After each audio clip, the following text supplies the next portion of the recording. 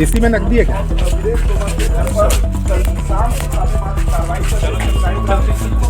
इसका नाम है रोहित तोमर। आपने कई बार सोशल मीडिया में भी देखा होगा रोहित तोमर की तस्वीर। बहुत सारा सोना और बढ़िया चश्मा, गाड़ी, घोड़ा, ताम झाम। और लेकिन कहते हैं ना, हमारे छत्तीसगढ़ में कहते हैं कि अति का अंत जरूर होता है और ज़्यादा उतोझन एक न एक दिन नंबर लगने वाला है। 007 का बड़ा शौक है, ब्रेजा गाड़ी, CG04, NS 1917, CPU, iPad, laptop, cheque, ATM card, पैसों के लेन देन के हिसाब किताब के रजिस्टर, जमीनों के दस्तावेज, साथ ही साथ घर में भैया नोट गिनने की मशीन तक मिली है। इतना पैसा हो गया था कि रोहित तोमर और वीरेंद्र तोमर के घर में नोट गिनने की मशीन तक थी। नमस्कार, जय जोहार, जय छत्तीसगढ़। मैं यशवंत साहू, आप दिखना शुरू कर चुके हैं भिलाई टाइम्स। और स्क्रीन पर पीछे जिस शख्स को देख पा रहे हैं, जिस गुंडे को देख पा रहे हैं, जिस हिस्ट्री शीटर को देख पा रहे हैं, इसका नाम है रोहित तोमर।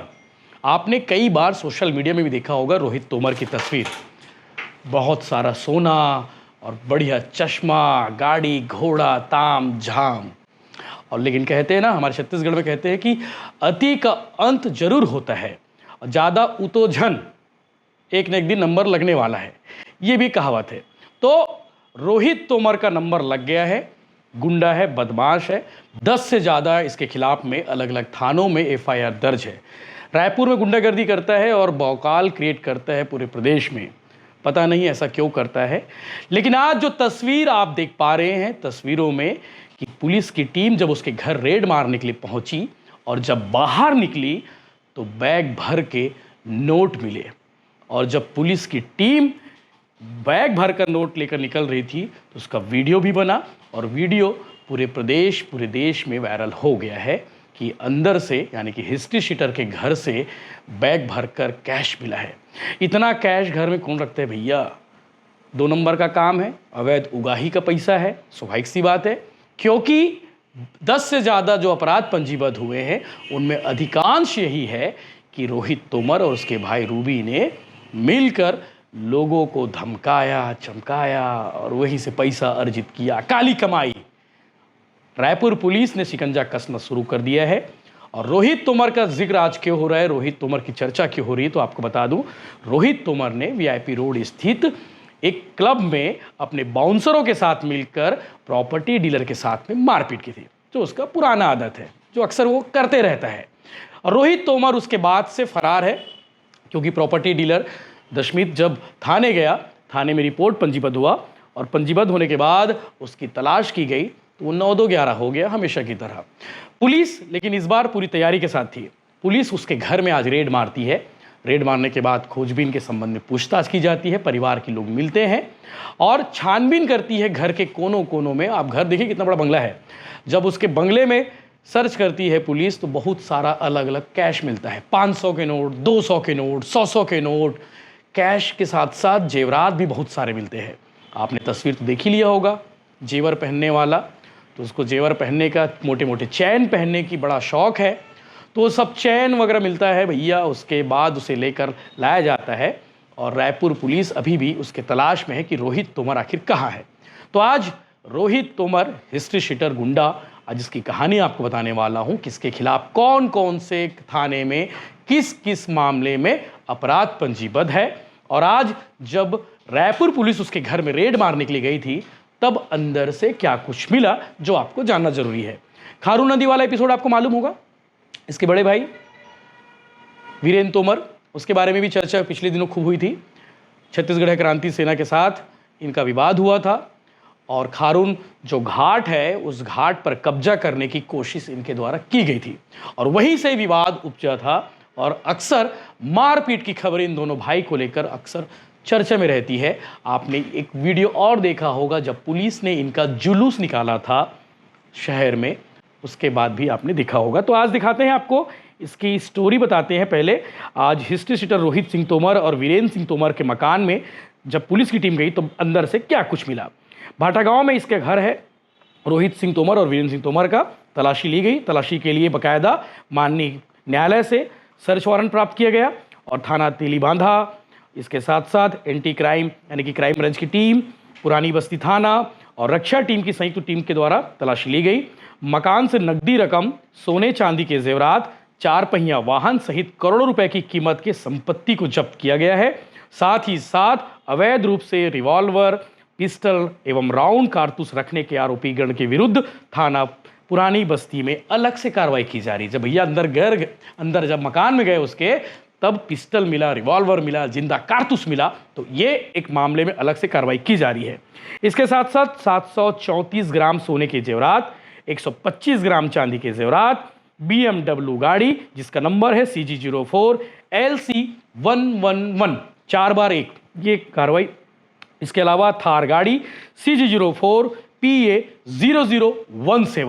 0017 का बड़ा शौक है।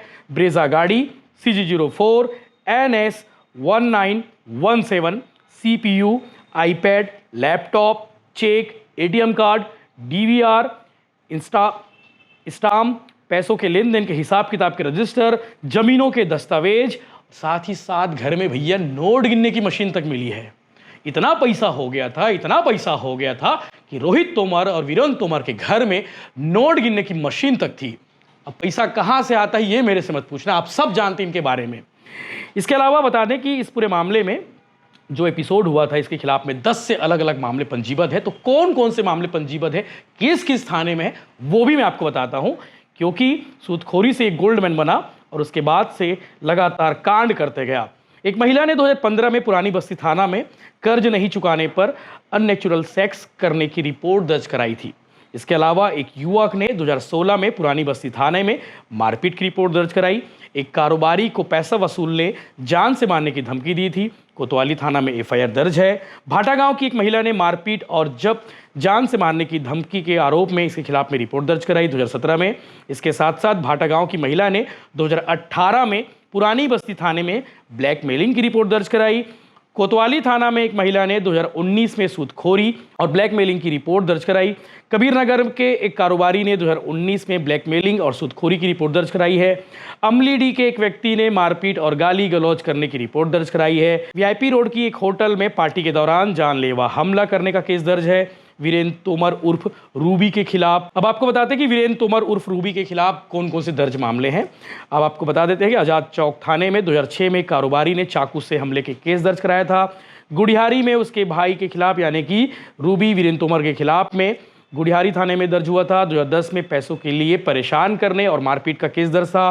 2013 में हत्या का केस भी दर्ज है रूबी तोमर के खिलाफ में। इसके अलावा 2016 में पुरानी बस्ती थाने में मारपीट का केस है। भाटा गांव की एक महिला ने मारपीट की, जान से मारने की धमकी को लेकर 2017 में रिपोर्ट दर्ज कराई थी और पुरानी बस्ती थाने में 2019 में धोखाधड़ी और कूटरचना का केस दर्ज था। इसके साथ साथ हलवाई लाइन के कारोबारी ने 2019 में ब्लैकमेलिंग की रिपोर्ट दर्ज कराई थी। तो ये कच्चा चिट्ठा है, ये काले कारनामों का चिट्ठा है। दोनों भाइयों के 10 से ज़्यादा मामले दोनों भाइयों के खिलाफ पंजीबद्ध है। दोनों भाइयों को अगर मिला दे तो रूबी और रोहित तोमर यानी कि वीरेंद्र तोमर और रोहित तोमर के खिलाफ में 10 से ज़्यादा मामले पंजीबद्ध हो गए हैं दोनों भाइयों को मिलाकर। और इस मामले में भी अपराध पंजीबद्ध अलग से हुआ है कि घर में उसने पिस्टल रखा था और जिंदा कारतूस भी रखा था, नोट गिनने की मशीन समेत बहुत सारा कैश था। पुलिस इस मामले को लेकर क्या कहती है, आगे आप एडिशनल SP दौलत राम पोर्ते यानी कि DR पोर्ते साहब की बाइट सुनेंगे। इसके साथ साथ इस मामले में जो भी जरूरी अपडेट होगा हम आपको बताने की कोशिश करेंगे।